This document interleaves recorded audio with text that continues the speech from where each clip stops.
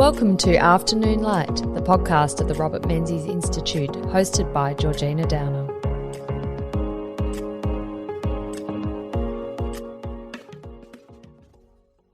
Hello, on today's episode of Afternoon Light, I am talking to Australia's 28th Prime Minister and the 15th Leader of the Liberal Party. I hope I've got that correct.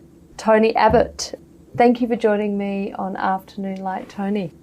Georgina, it's lovely to be with you, and I don't know whether I'm the 15th Liberal leader, but yes, I was certainly the 28th Prime Minister. I went on the Liberal Party's website and counted. So if my counting and arithmetic is accurate, then you are the 15th Liberal leader, which actually doesn't seem that many, does it, when you think of the, as of next year, 80-year history? There's obviously been some after you. So what's that? That's, with on average, roughly 5 years, which I guess... For a CEO, that's pretty normal. It's not bad. I mean, I was the leader for 6 years, and I think after Menzies, Howard and Fraser, that makes me the fourth longest serving Liberal leader. Oh, there you go.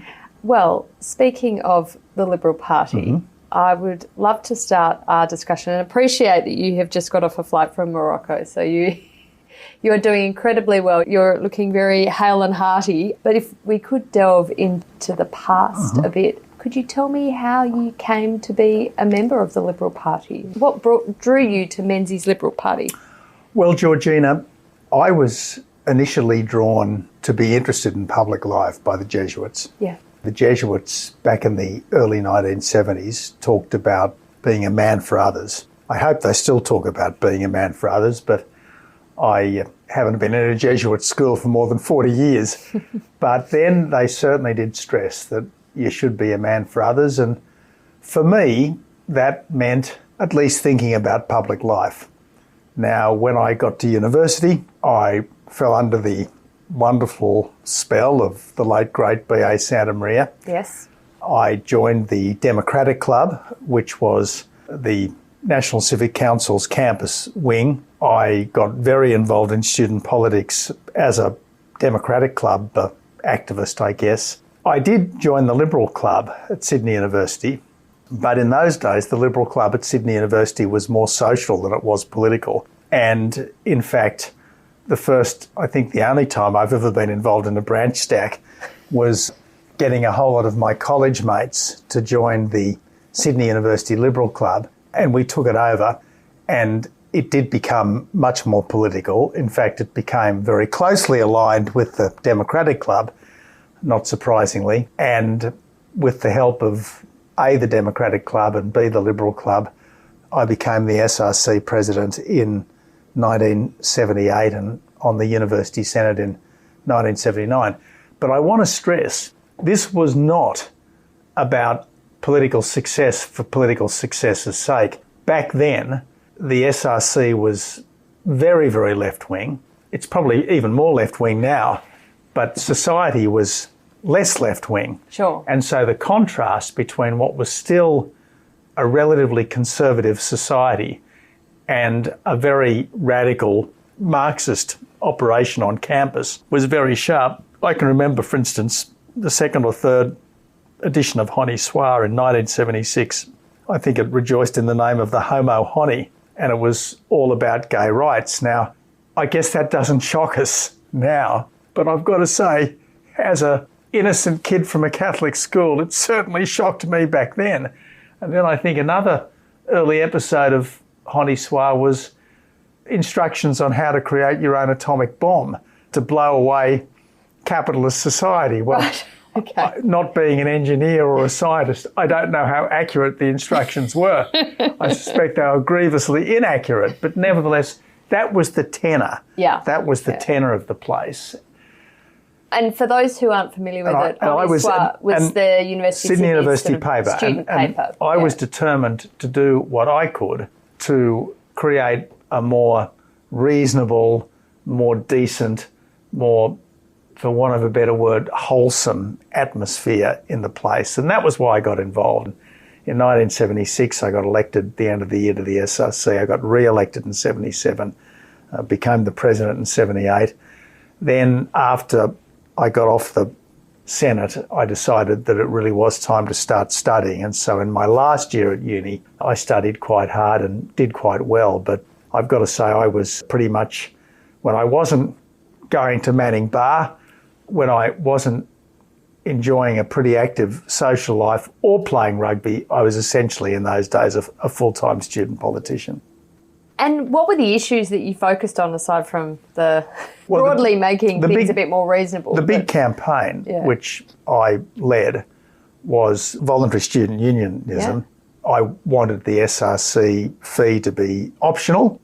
I didn't think we were spending it so smartly that people should be compulsorily levied their $20 or $30 or whatever it was a year. And sadly, I failed in my bid to make student unionism voluntary at Sydney University, but I did succeed in taking Sydney University out of the Australian Union of Students.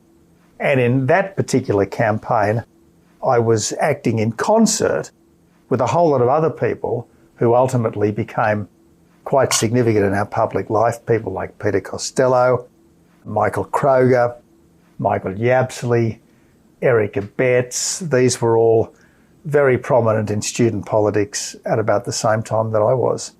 And of course, eventually, it was the Howard government, wasn't it, did get rid of compulsory student unionism in the final years, didn't it? It did indeed. Now, when Brendan Nelson was education minister. It did indeed. Now, I don't know what's happened since then. I suspect one way or another it was brought back by the Rudd-Gillard government, and I didn't have long enough in office to turn my mind back to topics like this. But certainly I thought then, and I still think, that all forms of unionism should be voluntary. I can see why you might want to be a member of some unions in some circumstances, but I certainly think that it shouldn't be mandatory for anyone, anywhere. I certainly think that there are some organisations which are so hopelessly misguided that your institution is better off out of them. So I guess what I learned from my time in student politics was that it was important to have beliefs. It was important to convert those beliefs into practical initiatives, and it was important to fight for them. And I also discovered that it helped in your fight if you had some really good comrades or soulmates even. And for instance, quite apart from those names that I've already mentioned, my best friend at Sydney University, certainly in student politics, was Greg Sheridan, who's gone on to be a wonderful contributor to our public life as a journalist and more recently as an author. His two recent books on Christianity, magnificent works, and anyone who is interested in the Holy Faith certainly should read Greg's books. And frankly, I wish there were more bishops who would write as well and as strongly as Greg does. So that brings me to my second question, Tony, which is the influence of your faith on your life more broadly, but particularly out of university. And you had a strong affinity with B.A. Santamaria. You've said he's been cast as your political hero. He was my first political mentor. Yeah. He was my first political mentor. Look, I've always taken Catholicism seriously. I've never been a very good Catholic, Georgina. I've always kicked over the traces. I don't think I've ever been particularly good at adhering to the various rules, but nevertheless, I've always taken the faith seriously. I still take it seriously, even though I'm probably not quite as observant today as I was as a younger man. Faith in the sense of believing that you've got a personal relationship with the risen Lord, that has often eluded me. Certainly it's waxed and waned, but I've always had enormous respect for the church in all its forms, and I've always believed that faith, religious faith, any faith, but in my case the Catholic faith, I think religious faith helps to get you through all the vicissitudes of life. I've sometimes said of the faith that doesn't make you good necessarily, but it certainly makes you better. Yeah, well, indeed. You went after your time in Oxford, where you were a Rhodes Scholar, like some other prime ministers of this country, so it's a well-trodden path. You went to the seminary. How did that experience influence, I guess, your direction into politics and your foundational beliefs? Another one of my great mentors was a Jesuit priest at St Ignatius College, Father Emmett Costello. And Emmett rather casually mentioned to me in sixth form or year 12 that I should think of the priesthood, and I instantly rejected the idea. It came back when I was at Sydney University, and I'd half decided that I was going to give it a go. Then luckily I won the Rhodes Scholarship, and I thought, thank God, that's Providence saying don't be a priest. Unfortunately, when I was at Oxford, or fortunately as the case may be, my best friend was an American Jesuit scholastic called Paul Mankowski, who I was in the boxing team with. He was the ultimate muscular Christian, Paul. Anyway, Paul, in some respects, the most admirable man I've ever met. Certainly an incredibly striking individual. And as someone who was a rough contemporary and who was able to give his life in this very difficult, but I thought very important cause, that motivated me to think maybe I should give it a go. Now, in retrospect, I probably had, Emmett's vocation or Paul's vocation. In retrospect, it was probably spiritual ambition as much as a profound faith that took me into the seminary. And eventually I worked out that I lacked A, the patience to be a parish priest, B, the depth of faith to be truly convincing as a parish priest, and C, I just thought I was never going to be celibate for the rest of my life, and therefore Good to be practical about these things. And therefore I was a square peg in a round hole. I tried for 3 years to persist, but eventually I realised that no, for my own good and for the good of the church, I should go. You've joined the Liberal Party at quite a young age at university, and some leaders of the Liberal Party don't join till much later, so it was very young age, and obviously hugely active in university politics. Yeah. But what was it about Menzies and the sort of stature of Menzies? And of course, by this stage, he's almost reached the end of his life. He's not politically active when you joined the Liberal Party, although he did have his monthly whiskey catch-ups, I understand, with B.A. Santa Maria in his very much later years. But what was it about Menzies and the Liberal Party that attracted you to that side of politics? I was attracted to public life. Yeah. And I worked out that the party that best reflected my values and ideals was the Liberal Party. Now, I've got to be absolutely upfront with you, Georgina. Unsurprisingly, for someone whose first political mentor was B.A. Santa Maria, I did get to know quite a lot of people in the Labor tradition. For instance, at conferences, I probably shouldn't name the union officials who would come to NCC conferences, because even today they might find it embarrassing. But there were quite a few, quite senior union officials who would come, and as you'd expect, they took an avuncular interest in the youngsters at these conferences. And then when I was a part-time journalist at the Bulletin, I got to know Bob Carr quite well. I came into the orbit of the late, great Jono Johnson, and between Jono and Bob, a bit of an effort was made to recruit me to the Labor Party. Now, by 1986 or 87, I'd worked out even the New South Wales right was probably insufficiently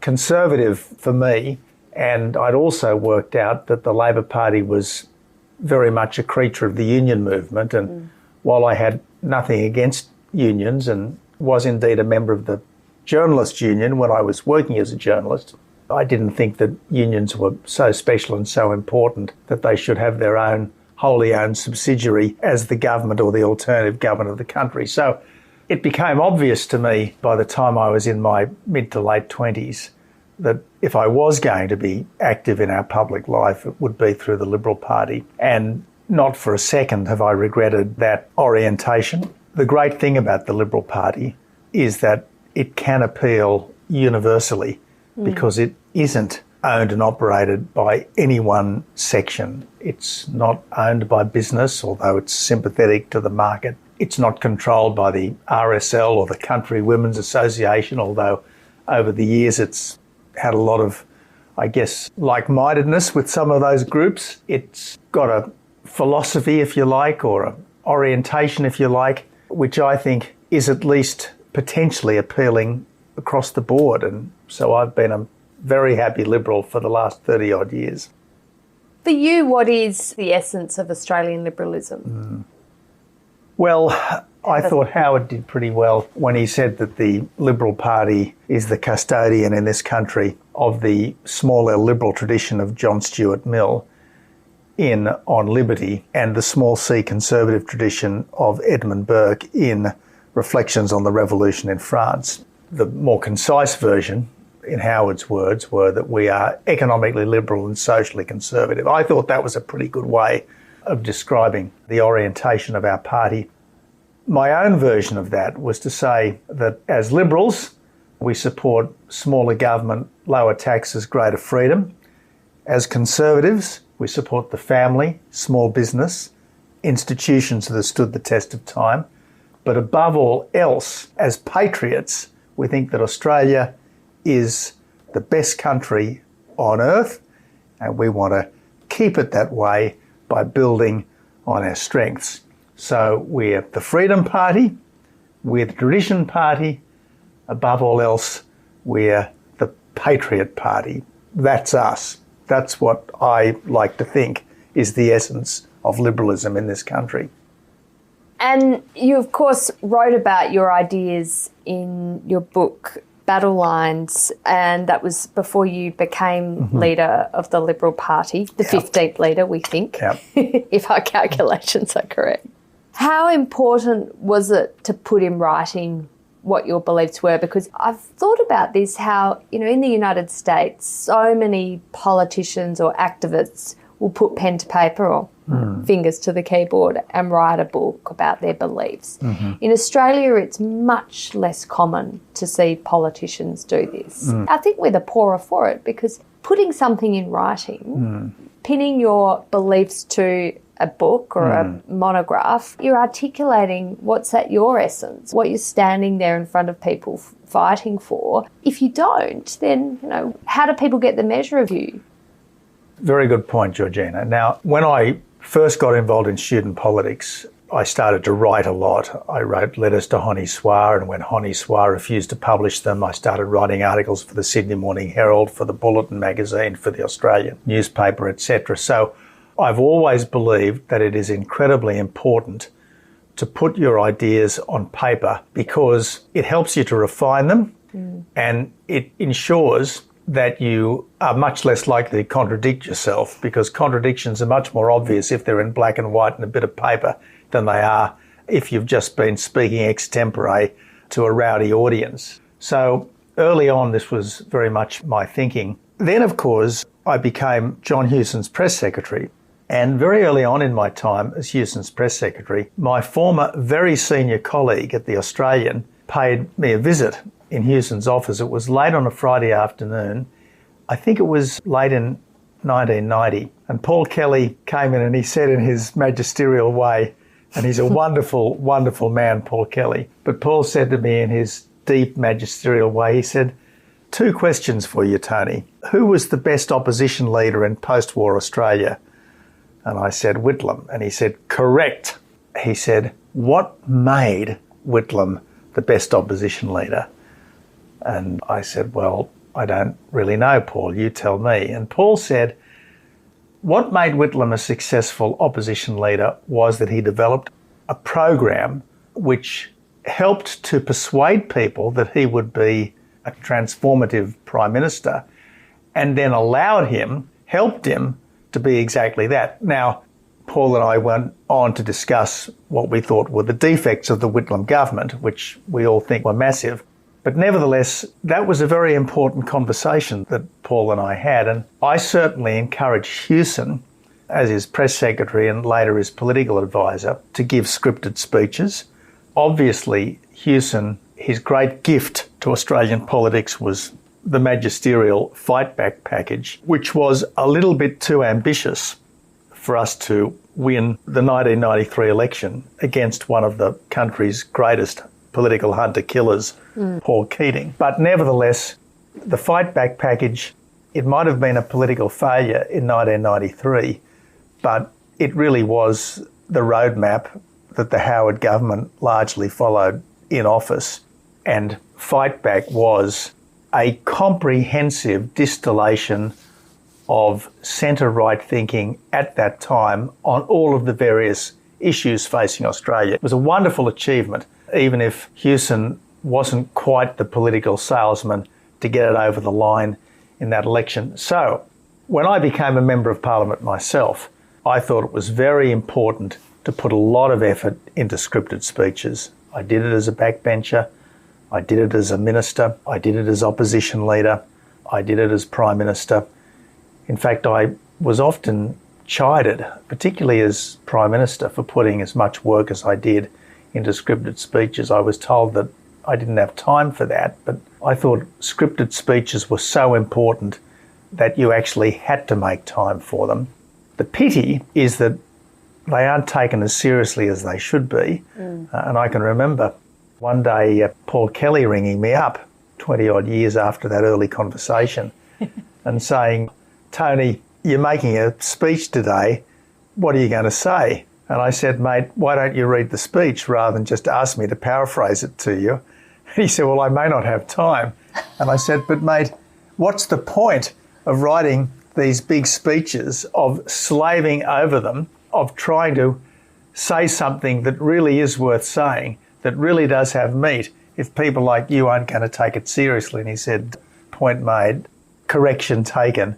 But this is part of our problem, Georgina, today. We treat an interview as seriously as we take a considered speech, and yet the interview is our attempt to wrestle with something extempore. The considered speech is the distilled essence of our thinking at that time.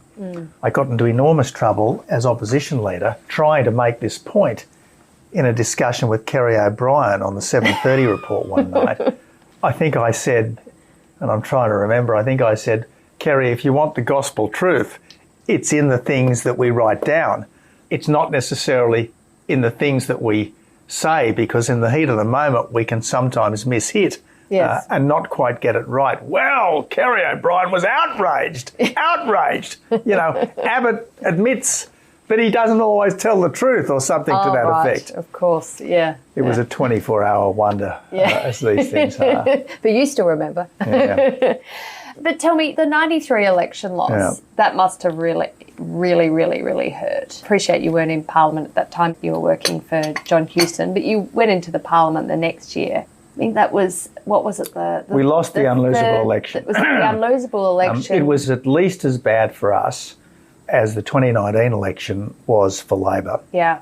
Because we'd been in opposition longer, and we had, in fight back, been very honest and upfront with the electorate. And we'd put a lot of very serious work in. So, yes, it did hurt to lose that election. And I can remember leaving Canberra, Margie and I and our then 3 very young kids packed up the car and fled back to Sydney, tails between our legs. And I certainly never thought that within about 12 months I'd be coming back as a Member of Parliament, because it did seem that we were in complete eclipse. Did you learn lessons from that election loss that helped you in 2010 and then into 2013? How do you win back government, and how do you recover from failing to win back government? Well, obviously you learn lessons, because all your experience feeds into everything that you know and everything that you are.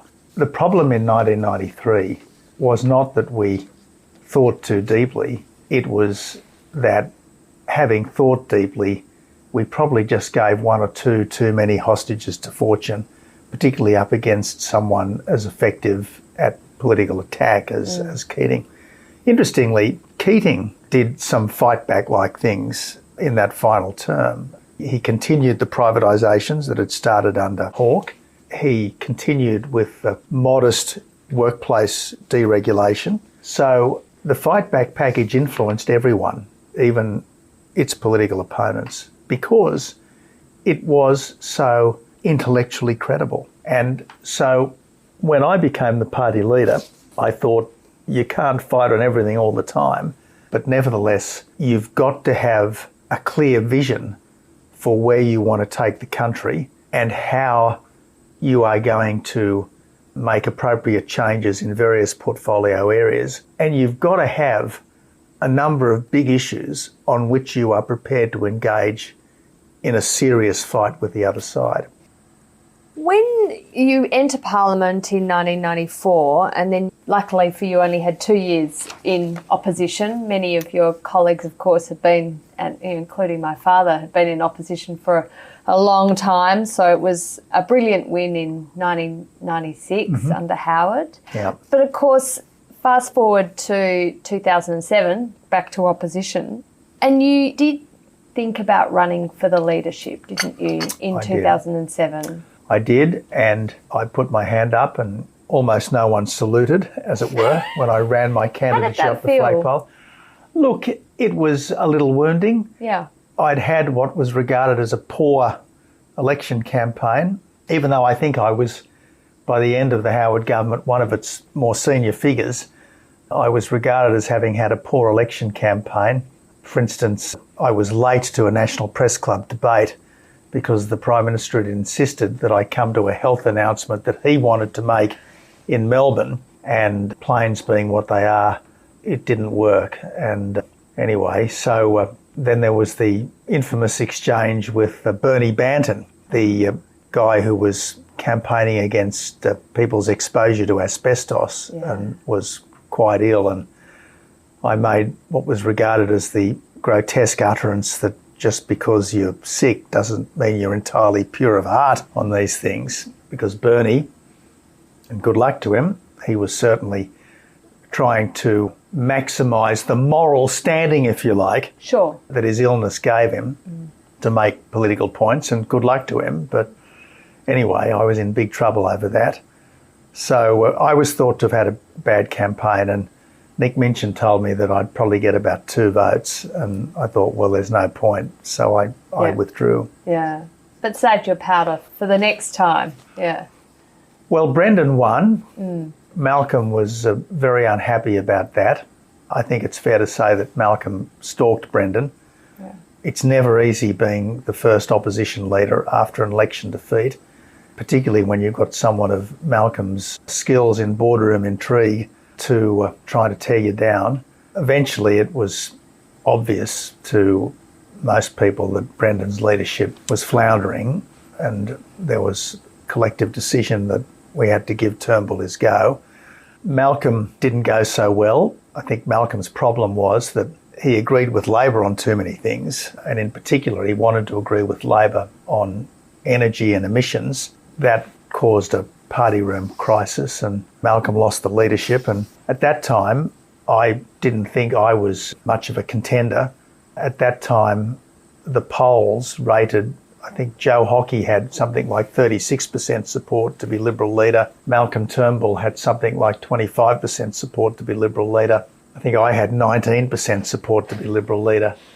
Probably the person who was most favoured to be Liberal leader was no one. But anyway, I assumed that if Malcolm toppled, Joe would become the leader. And I was perfectly happy with that. But Joe then went wobbly on emissions and energy, asked the public what he should think on this, which wasn't a very smart thing for a leader to do. I think Joe subsequently realised that it was a pretty bad mistake. And I thought, well, someone is going to have to put their hand up for the leadership who is going to fight against this great big new tax on everything. So I did. I won by 1 vote, but because I took the view that the job of an opposition was not to make weak compromises with a bad government, but to be a strong alternative, almost immediately we started to turn the situation around. And the 2010 election, which was supposed to be a walkover for Rudd, was so not a walkover, he wasn't even the leader at that election, because under assault, he abandoned his emissions trading scheme. Then, having given up what he said was the great moral crusade on climate change, he then lost the leadership, Julia Gillard made many missteps in the campaign. We won the campaign and, frankly, we won the election, but we then lost the negotiation, given that Oakeshott and Windsor were never, ever going to support a relatively conservative Liberal leader to be Prime Minister. And then Gillard, having made that vow, there will be no carbon tax under a government I lead, proceeded to do exactly that in order to get Green support for her ongoing Prime Ministership. When you were first elected to the Liberal leadership, your Catholicism and your beliefs, they became subject of quite a lot of media questioning. Do you think you have been unfairly targeted for your beliefs as opposed to other political leaders? I'm not complaining, Georgina. No. And I think it's curiosity as much as anything else. What makes this guy tick? And if he seems to take religion seriously, obviously there's an element of curiosity attached to that. I think Scott Morrison copped it much worse than I did. And I think in part this is a function of the age in which we're living. If you happen to take religion seriously, you are assumed to be some kind of Christian robot. If you don't take religion seriously, you're a free-thinking, rational, reasonable person, at least to the zeitgeist. That's just the way it is. Why do you think, though, Kevin Rudd did press conferences in front of his church in Canberra, he wasn't subject to the scrutiny that you and Scott Morrison were? Was it something about being on the left that it excused it, or...? That's the only explanation I can think of, because people on the left are generally not subjected to the same level of criticism as people on the right. Kevin also had made a deliberate decision that Labor had to make a big effort to win back people who took religion seriously.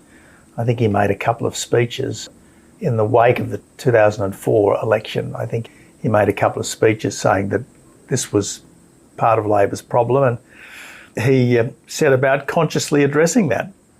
The 2010 election campaign, which obviously you didn't win because of the result of the negotiations with the crossbench, but it was an incredible turnaround. Are there lessons for Peter Dutton and the Liberals these days in never think, oh, well, you're destined to have a few terms in opposition? Every election is up for grabs. Every election is up for grabs. Absolutely right. Every election's up for grabs. And I think Peter absolutely understands that. And I think that he's following a plan that he's worked out in his own mind. The first year is calming the troops after the trauma of defeat. The second year is working out the key issues on which you want to fight the next election. And the third year is refining the policy and campaigning like hell to get yourself over the line. And I think the next election, the 2025 or perhaps late in 2024 election, is eminently winnable. It's eminently winnable. And the reason why I think Dutton is quite likely to win is because the Labor government made a lot of foolish promises in opposition, particularly the $275 per household per year cut in your power bills. Power bills are going through the roof because of Labor's insane energy policy, which is all about reducing emissions as opposed to producing affordable, reliable power. They also promised to boost real wages. Well, at the moment, they're quite possibly driving us into a recession. That's not going to be much of a substitute for the policy to boost real wages. And frankly, this is a government which is really letting political correctness run riot. And the Voice is far from uniting Australia, which is what any referendum on recognition of Indigenous people in the Constitution should. It's entrenching race in our Constitution. It's reinforcing the Indigenous separatism that is at the heart of disadvantage, and it would gum up our government even further. So good on Peter Dutton for coming to a strong and principled opposition to this Voice. And I think if the government persists in the Voice, and if the Voice is defeated as it should be, I think that is going to make Peter Dutton and the Liberal Party and the Coalition very, very competitive at the next election. Tony, on The Voice, looking at the polls as of today, and I think we're recording this on the 13th of June, it looks like The Voice wouldn't get up. The polls are showing a majority of states are looking like they'd vote against it. Where does that leave Indigenous Australians? I've been at many events recently where activists are saying, if The Voice fails, then our hearts are broken and that's the end for reconciliation. You've spent a lot of your career working on Indigenous issues, both in politics and outside of politics, and you have been yourself a real advocate of Indigenous recognition in the Constitution. Where do we go from there? If it was recognition, it wouldn't fail. But this is so much more than recognition. This is a power grab. It's a power grab by activists. That's what it is. This is actually the biggest constitutional change that we have ever been asked to make. They are inserting a whole new chapter into the Constitution, which means that the voice will become effectively a fourth arm of government after the legislative, the executive and the judicial arms of government. And this voice will be able to make representations to everyone on everything. The representations will have to be taken seriously. The High Court will insist upon that. And what it really means is that the 4% of the population who have ancestry stretching back 60,000 years or thereabouts will have a greater say in the way all of us are governed. And I just think this is wrong, wrong, wrong in principle, as well as being bad, bad, bad in practice. And look, all of us want to see Indigenous people as first-class citizens of their own country. We all want to pay appropriate respect and honour to the first Australians, but this is not the way to do it. And thank God for people like Jacinta Price and Warren Mundine, who are prepared to lead the charge for saying, in the end, it doesn't matter what our background is, we are all Australians and we should be one equal people. Well said. Well, Tony Abbott, thank you so much for joining me on Afternoon Light. Good on you, Georgina.